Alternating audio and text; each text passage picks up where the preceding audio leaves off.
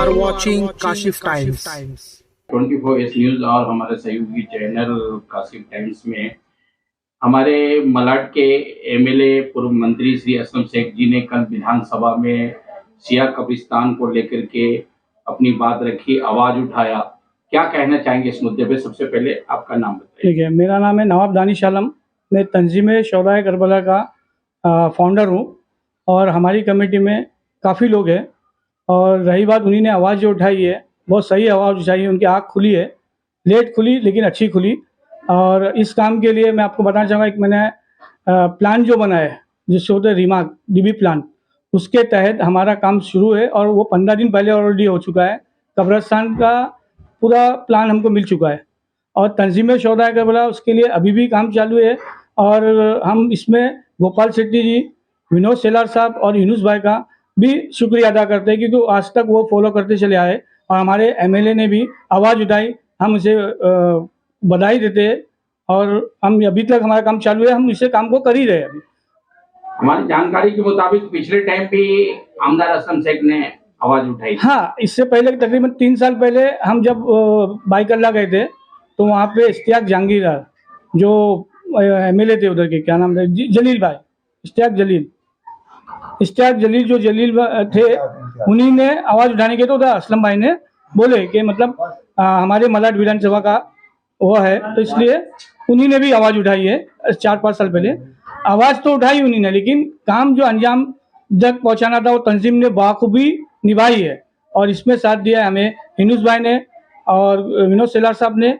असलम भाई का भी हम शुक्रिया अदा करते हैं कि उन्हीं ने आवाज़ उठाई हमारी। 10-15 साल पहले आप लोग धरने पे बैठे थे, रमजान का महीना था, लास्ट रमजान चल रहा था, शायद 15 या 10 साल हो गए, तो वो उसमें क्या आश्वासन हुआ था? आप भी उस धरने में शायद शामिल थे। जी, उस वक्त हमारी तंजीम उस धरने में थी, तंजीम शोहदाए करबला और देवेंद्र फंड, हाँ, शिया जमात अशना शरीफ जो थी सबरबंद की, उन्हीं ने उस मैटर को उठाया था हमसे मिलके और हमने उसको उठाया था।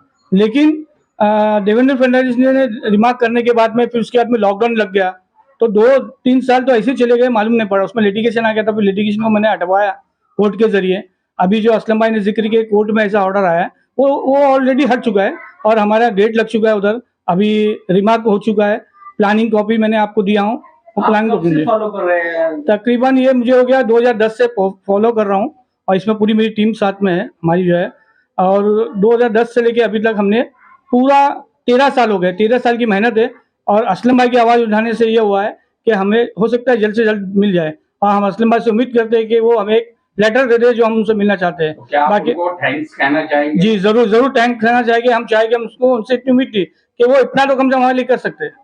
1 साल के अंदर में जो स्पीकर है विधानसभा के, उन्होंने कहा है कि 1 महीने के अंदर जी, 1 महीने के अंदर इस पे विचार करने के लिए उन्होंने, नहीं 1 महीना तो नहीं होगा, इसमें जाएगा कम 2-3 महीना जाएगा, हो जाएगा। लेकिन एक टाइम जगह अलॉट हो जाए तो काम तो चलता रहेगा। जी, नहीं, जगह तो अलॉट हो चुकी है, जगह अलॉट हो गया, 2 साल हो गया है।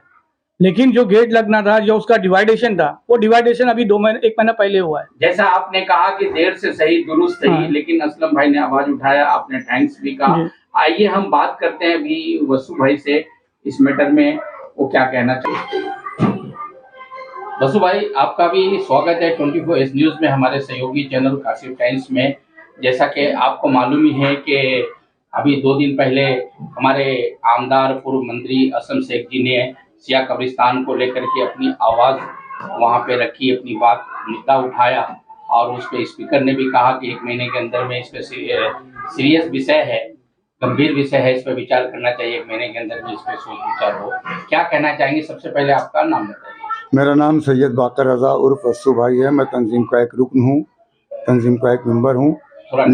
लेकिन 2010 से हम लोग इसमें जुड़े हुए हैं। और जो आपने पूछा कि असलम भाई ने विधानसभा में आवाज़ उठाई, वो एक कहावत आपने सुनी आएगी कि देर आए दुरुस्त आए। बहुत अच्छी बात है। हम असलम भाई का शुक्रिया अदा करते हैं, उनको तहे दिल से शुक्रिया अदा करते हैं कि कम से कम उनकी आँख खुली, बहुत देर में खुली। इससे पहले भी उन्होंने मुझसे, हम लोगों की जब बात हुई थी तो उन्होंने एक बार विधानसभा में बात उठाई थी, लेकिन उसके बाद खामोश हो गए थे। लेकिन अभी उन्होंने जो मुद्दा उठाया, बहुत अच्छा मुद्दा उठाया, बहुत बेहतर मुद्दा उठाया और मैं उनको तहे दिल से पूरी कौम की तरफ से शुक्रिया अदा करता हूँ। लेकिन उनसे ये और भी कहता हूँ आपके चैनल के माध्यम से कि कम से कम जो काम हमारा रुका हुआ है उसको आगे बढ़ाने में हमारी मदद करें। हालांकि उनके इंफॉर्मेशन में शायद ये बात ना हो कि कब्रिस्तान पास हो चुका है, तंजीम शुहदाए करबला के बैनर पे, तंजीम शुहदाए करबला के बैनर पे पास है, और वो प्लान भी पास हो चुका है। डिवाइडेशन भी अभी 15 दिन पहले हो चुका है, जिसकी कापी हम आपको दे रहे हैं कि आप उसको दिखा भी सकते हैं। और इसमें जो मेहनत किया है हमारे साथ खासदार श्री गोपाल शेट्टी साहब ने और उनके सहयोगी यूनुस भाई ने और विनोद शेलार साहब ने, इन लोगों ने हमें काफ़ी मदद किया है। जहाँ जहाँ भी हमको जाना था साथ में लेके गए। कमिश्नर के यहाँ जाना था, बीएमसी कमिश्नर के यहाँ जाना था, या जिस ऑफिसर के यहाँ जाना था हमको साथ में लेकर गए गोपाल शेट्टी साहब और यूनुस भाई और विनोद शेलार साहब। इन लोगों ने हमारी काफ़ी मदद किया कब्रिस्तान के होने में, कब्रिस्तान का पेपर बनवाने में, कब्रिस्तान को पास करवाने में। खास करके गोपाल शेट्टी साहब ने बहुत ज़्यादा मेहनत की और उन्होंने पास कराकर हमको ये चीज़ दिया। अब इसमें थोड़ी सी एक रुकावट है जिसको इंशाअल्लाह बहुत जल्द दूर कर देंगे। हम असलम भाई से भी यही उम्मीद रखते हैं कि वो हमारा इसमें बढ़ चढ़ कर साथ देंगे। और हम गोपाल शेट्टी साहब का और यूनुस भाई का और विनोद शेलार साहब का बहुत बहुत शुक्रिया अदा करते हैं। और हमारा एक मेयार ये रहा है कि इल्लल एहसान हल जज़ाउल एहसान, हम किसी का भी एहसान नहीं रखते। हमारे ऊपर कोई अगर थोड़ा सा भी एहसान करेगा तो हम अपने तन मन धन जान से भी उसके एहसान का अदा करने की कोशिश करेंगे, चाहे वो असलम भाई हों, गोपाल शेट्टी साहब हों, या विनोद शेलार साहब हों, यूनुस भाई हों। हम उनका इस एहसान का बदला ज़रूर उनके एहसान से चुका देंगे, ताकि उनको लगे कि हाँ हमने जिसके साथ कुछ किया है तो हमारा उन्होंने शुक्रिया अदा किया। और रहा सवाल कि शिया कम्युनिटी हमारी यहाँ पर आज बहुत ज़्यादा तादाद में है।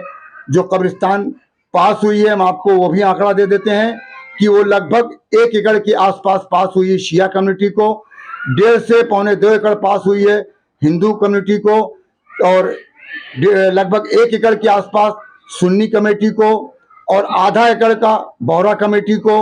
इसी तरह से सारी कमेटी को 4000 स्क्वायर मीटर जो है वो क्रिश्चियन कमेटी को। ये पूरा आपको मैंने डिटेल दे दिया है कि ये कब्रिस्तान पास हो चुकी है, होना नहीं है, सिर्फ उसमें थोड़ी सी कोई रुकावट है। जो पेपर वर्क है वो भी तंजीम शुहदाए करबला कोशिश कर रही है कि वो भी रुकावट खत्म हो जाए, और तंजीम के नाम पर ही ये पास हुई है। और उसको पास करने के लिए भरने का पैसा भी 10 लाख रुपया तंजीम के नाम पर पेपर आया हुआ है कि आप 10 लाख रुपया भरिए। तो ये सब चीज़ें हो चुकी हैं।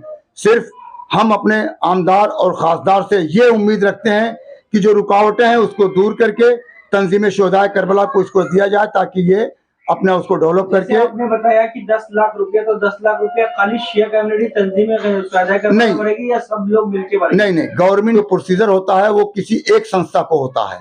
तो एक संस्था को इन्होंने पास किया है जो 5 एकड़ 5.5 6 एकड़ के आसपास, उसमें सारी संस्थाएं इंक्लूड रहेंगी। पैसा जो भरना है सबको मिल के भरना है, लेकिन भरेगी सिर्फ तंजीम शुहदाए करबला। पूरा जो पावती आएगी वो उसके नाम पे आएगी। अब उसमें सुन्नी को, शिया को, बोहरा को जो भी पैसा होगा उसको डिवाइड करके देना है। तो फिलहाल तंजीम के ही अकाउंट से वो पैसा ट्रांसफर किया जाएगा।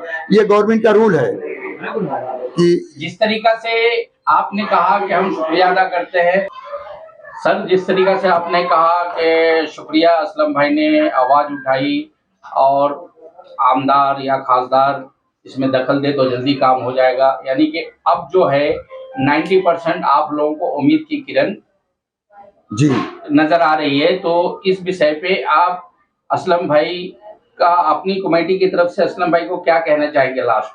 मैं असलम भाई का बहुत बहुत शुक्रगुजार हूँ। उनसे सिर्फ मेरी एक रिक्वेस्ट है कि हमें सिर्फ कुछ नहीं, उनका एक रिकमेंड लेटर चाहिए सिर्फ, और वो अगर हमको दे दें तो बाकी जो प्रोसीजर है हम लोग आगे जाके अपना कार्रवाई कर सकते हैं।